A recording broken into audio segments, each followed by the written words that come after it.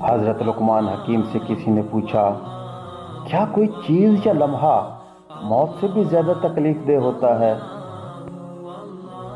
تو لقمان حکیم نے فرمایا، ہاں، جب کوئی شریف انسان کسی مجبوری کی حالت میں کسی کم ظرف انسان کے آگے ہاتھ پھیلا کر سوال کرے۔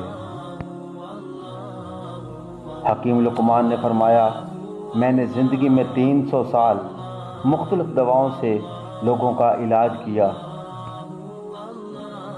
مگر اس طویل تجربے کے بعد میں نے سیکھا کہ انسان کے لیے سب سے بہترین دوا محبت اور عزت ہے۔ کسی نے پوچھا، اگر یہ اثر نہ کرے تو؟ وہ مسکرائے اور بولے، دعا کی مقدار بڑھا دو۔ انسان کو زیادہ تکلیف تب ہی ملتی ہے جب وہ غلط انسان سے اپنی زندگی کی ساری امیدیں جوڑ لیتا ہے۔ آپ نے اپنے بیٹے کو نصیحت کی، بیٹا 4 چیزوں کو کنٹرول میں رکھنا۔ نمبر 1، محفل میں زبان کو۔ نمبر 2، دسترخوان پر پیٹ کو۔ نمبر 3، پرائے گھر میں آنکھ کو۔ اور نمبر 4، نماز میں دل کو۔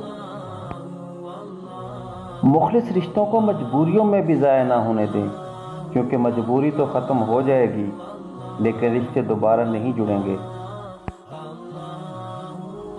جس نعمت میں شکر ہے اس کو زوال نہیں، اور جس نعمت میں کفر ہے اس کو بقا نہیں۔